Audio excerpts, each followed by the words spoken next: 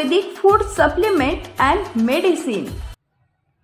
ॲट्रॉसिटीवर सदोष मनुष्यवधाच्या गुन्ह्यातील आरोपी जोमात, तपास अधिकारी मात्र कोमात।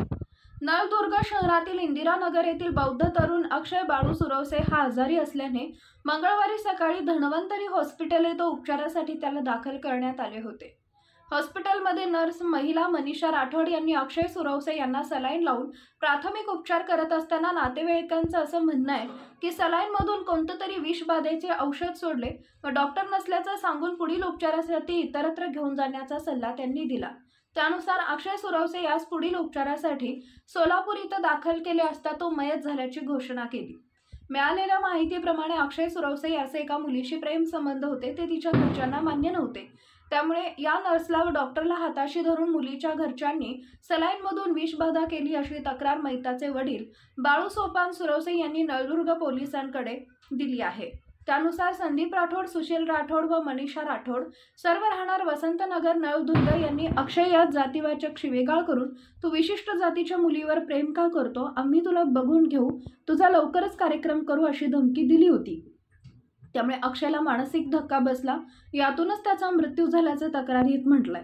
त्यानुसार संदीप राठोड, सुशील राठोड व मनीषा राठोड यांच्या विरोधात नळदुर्ग पोलीस स्टेशन येथे गुन्हा रजिस्टर नंबर 0333/2024 ॲट्रॉसिटी कलम 3232 VA तसेच भारतीय न्याय संहितेचे कलम 105, 351, 235 अन्वये सदोष मनुष्यवधाचा गुन्हा दाखल करण्यात आलाय। सदरच्या गुन्ह्याचा तपास पोलीस उपविभागीय अधिकारी निलेश देशमुख हे करत असून गुन्हा दाखल होऊन 20 दिवस झाले।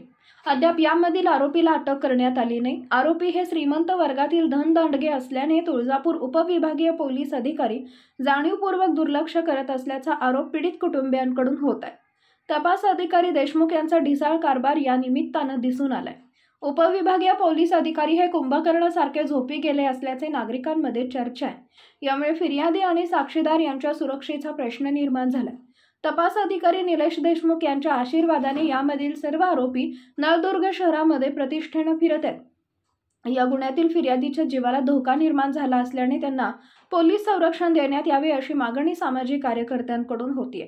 या गंभीर स्वरूपाच्या गुन्ह्यामधील सर्व आरोपीला लवकरात लवकर अटक न केल्यास सामाजिक कार्यकर्ते शंकर जैन जागडे व पीडित कुटुंबियांच्या वतीनं पोलीस अधीक्षक उस्मानाबाद यांच्या कार्यालयासमोर तीव्र स्वरूपाचं आंदोलन छेडण्यात येईल असं ठळक घडामोड न्यूजच्या प्रतिनिधीस कळवलंय। Paras mobile accessories and electronics, mobile व टीव्ही रिपेरी, मोबाईल व सर्व डिश रिचार्ज। आमचा पत्ता 34/2/39 70 foot road, new Pachhapeth, Solapur.